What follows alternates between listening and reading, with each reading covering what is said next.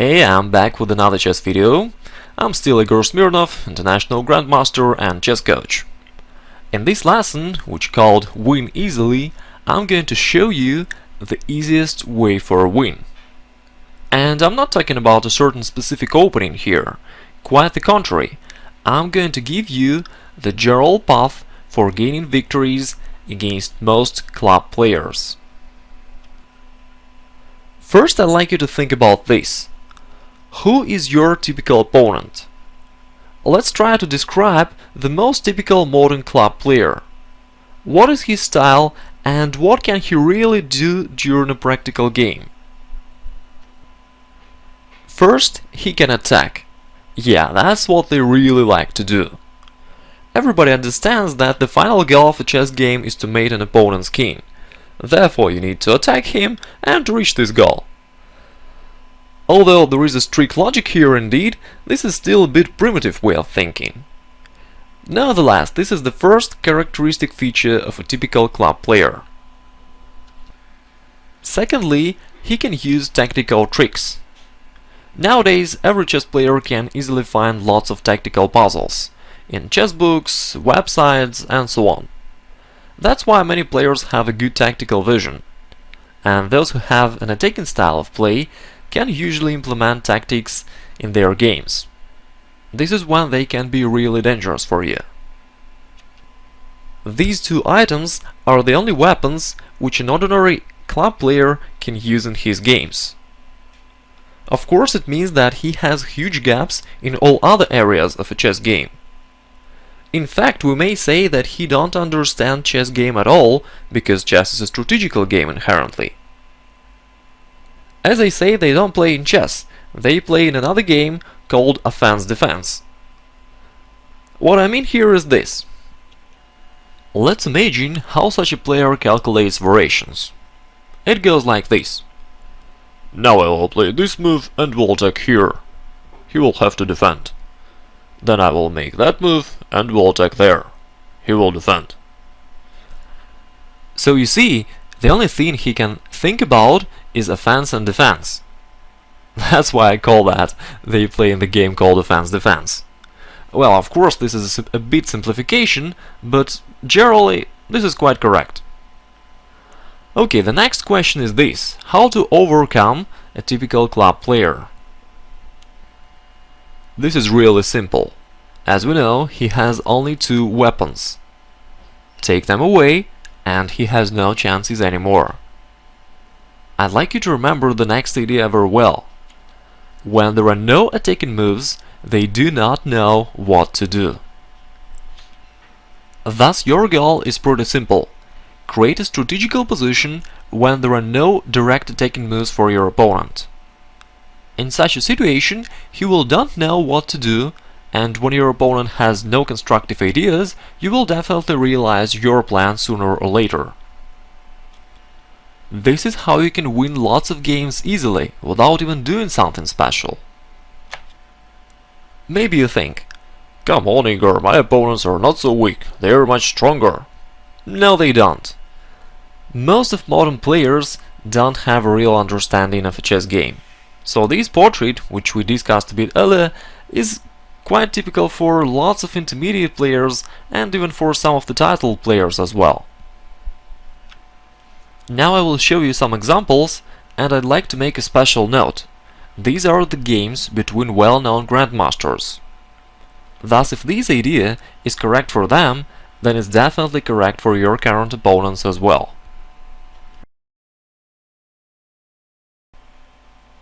Okay, here is the first example.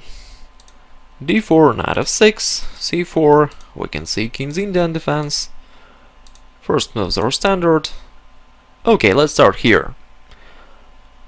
In this position, black has a few possible plans. He can play e5 like he did in the game, he can play c5, which is also very popular nowadays, or sometimes black even may try to push b5, after some preparation of course. He can play like a6, c6 and then b5. Therefore, black has a few plans, and that's why it makes sense for black to make castling first, because black needs to make castling anyway. And after that, depending on the white's next moves, black can decide which plan is more suitable for the current situation. You know, this is not even chess understanding, this is a simple logic. Therefore the e5 move is not so good for black. Okay, white played knight e2, c6, bishop g5, and here black played queen a5. What do you think about this move?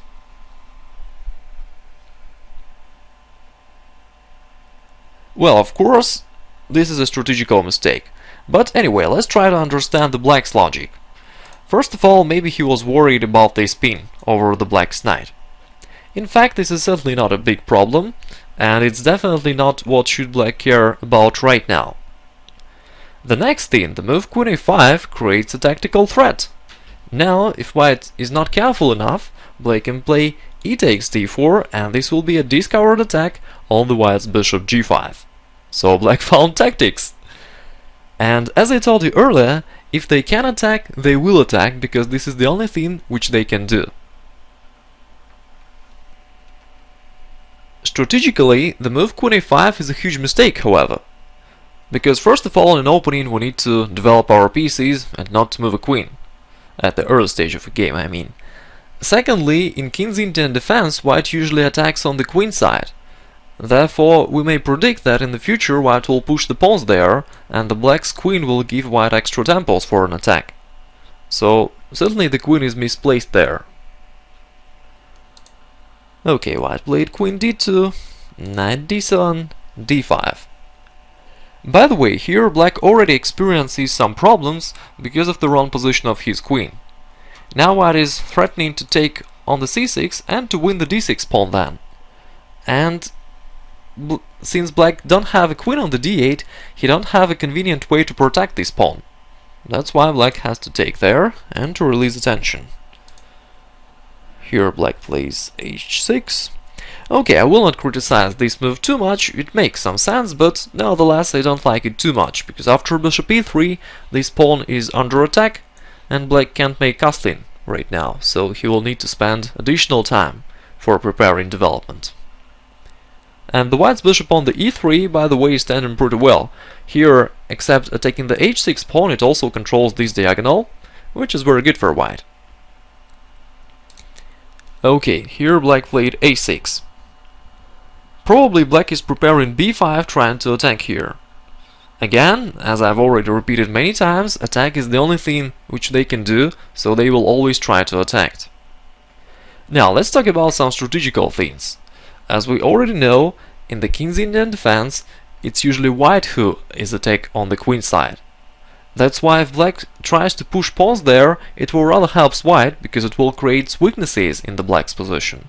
And it will simplify the white's task for opening lines there.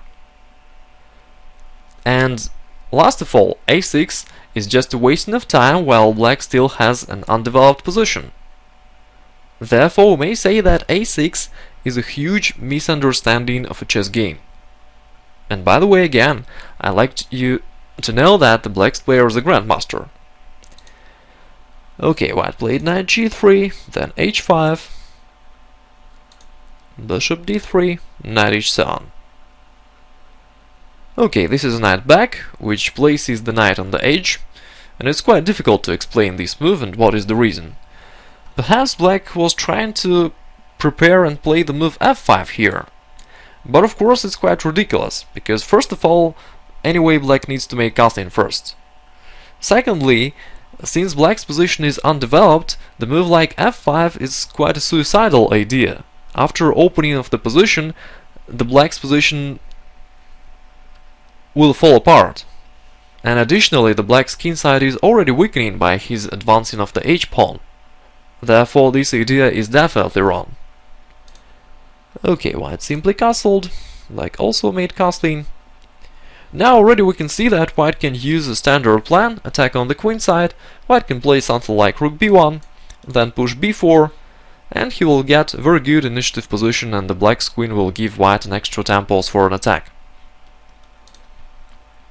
In the game, white found another and even more interesting idea to realize the similar plan. He played a4. Now the white's plan is that after any next black's move, he played knight c5 in the game. white can play b4, and after queen takes b4, a5. Now the queen is in the cage, and white is going to play rook b1 and to simply win this queen. And black has no sufficient defense. Now let's say if he goes knight b3, white will simply play queen b2. It creates a pin. On the next move, white will go rook a4 or rook a3 and will win again.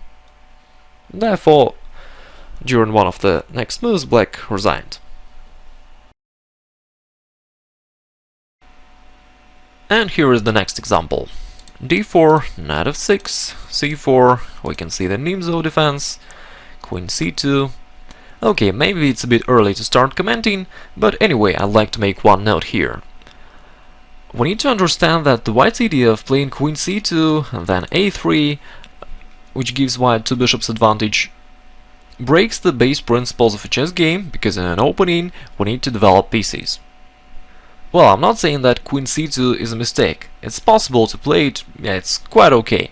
But anyway, if you play such a move, you must understand that you make a move which breaks the base principles of a chess game, and that's why you need to be careful after that. Black played castling, a3, bishop takes, d6, f3. What do you think about this move, by the way? Now we can see that white did all the pawn moves and some moves of the queen, which generally should be incorrect, because in the opening we need to develop pieces again. I guess that white player did these moves without even any thinking, because these are the book moves. And this is actually the point of this lesson. Lots of players play chess without even understanding what they do, and without any real understanding of a chess. Black played c5. By the way, c5 is an attempt of strategical refutation of the white's previous mistake. Normally, in such a situation, white should play knight f3 and protect the pawn, right? But in this position, this move is unavailable for white because of his previous move knight f3. And that's why white has to take on the c5 now. So black player understood that the white's move f3 is a bit dubious, and he tried to exploit this situation. This is actually what a real strategical thinking is. Okay, now white has to give up his center, and bishop g5.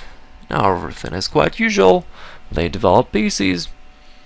Okay, in this position we can see that black is leading in development, but white has two bishops. And if white can finish his development normally, he will have little better middle game, again because of his two bishops advantage.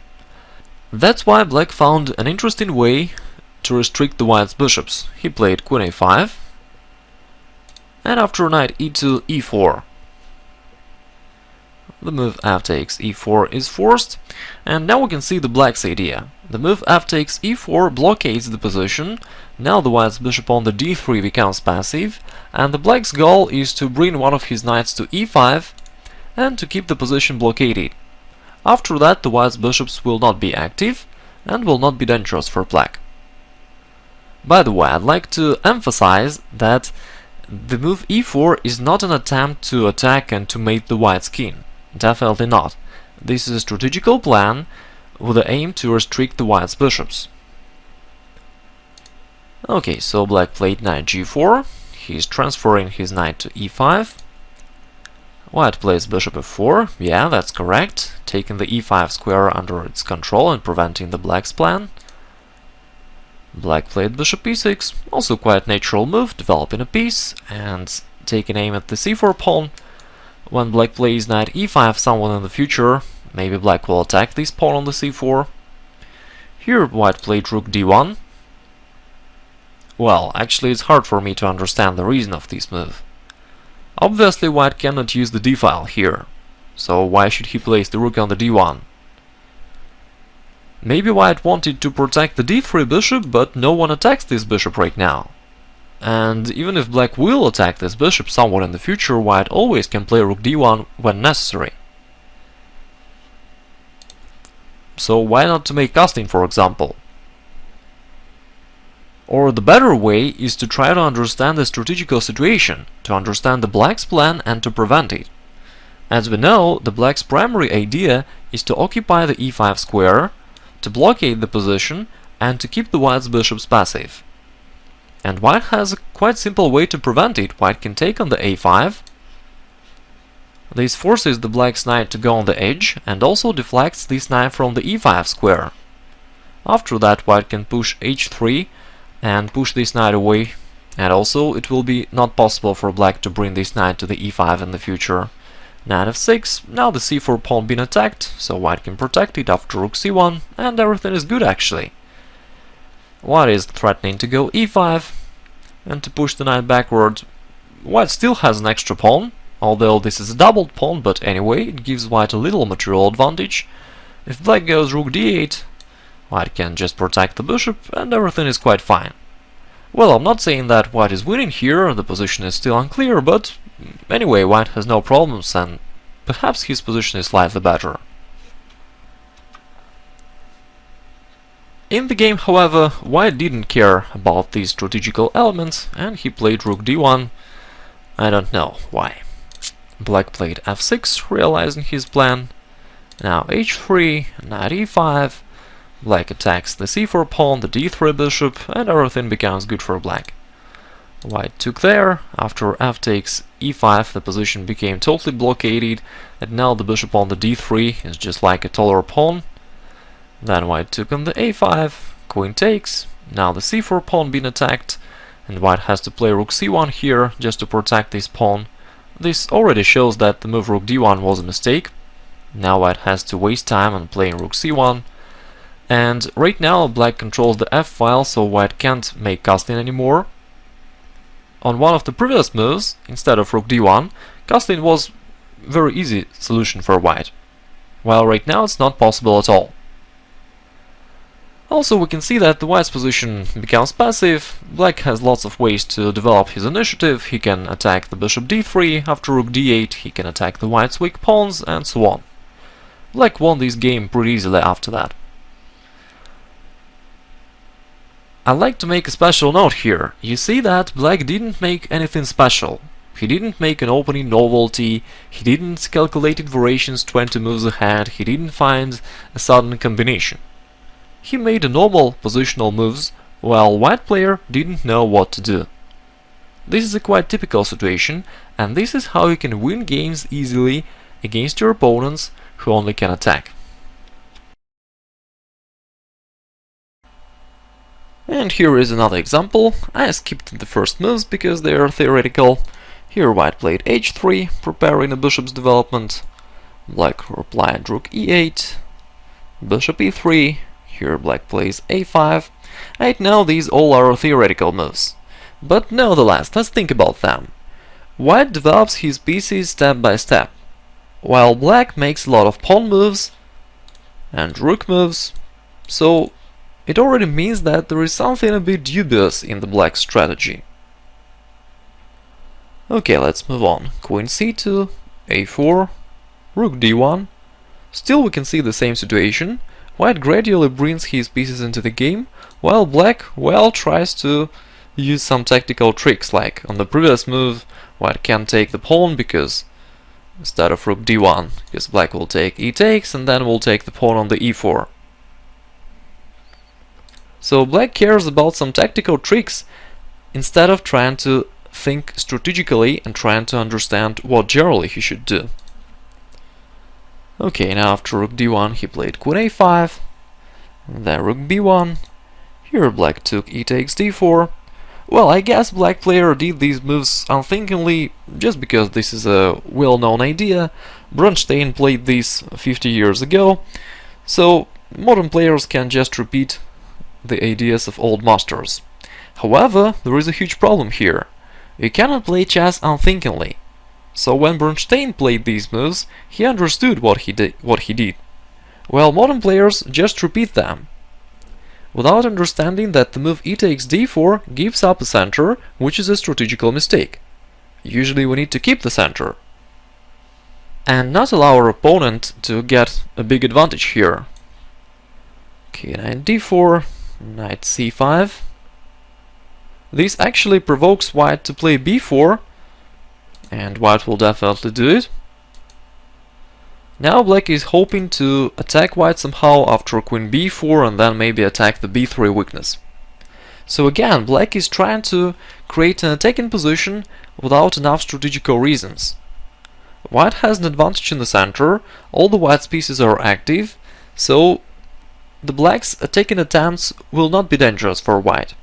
Quite the contrary, right now black uses a queen to blockade the white's pawn. As we know, this is a mistake. Queen is a bad blocker because it can be easily attacked. For example, white can attack it by knight a2. It doesn't work right now because after the queen move, the e4 pawn is hanging. But well, this is a temporary factor. Such tactical tricks cannot help black always. White played bishop f4, attacking the d6 pawn, bishop f8, now bishop d2. We already can see that black has some problems because of the wrong piece on the blockade square. Queen b6, now bishop e3. White again opposes his bishop to the black's queen. Queen b4, and here white played queen d2. White found another way how to disturb the black's queen. Now white is going to go knight c2, attack the queen, and when it goes away to push b4, pushing all the black's pieces backward and getting a strategically winning position. Black played queen b6, but now white can play b4 right away, which gives white a forcing win. In this variation after queen d3, white is taking the knight, and when black solves this problem somehow, white will play knight e6, attacking the queen, and after the queen move, white can go knight c7, attacking everything and getting a decisive material advantage.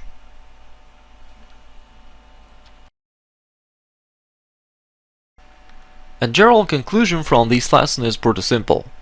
Create a position where your opponent has no direct attacking moves. Create a strategical position where he needs to think strategically and understand the situation. In such case, your opponent will don't know what to do and you will win the game easily.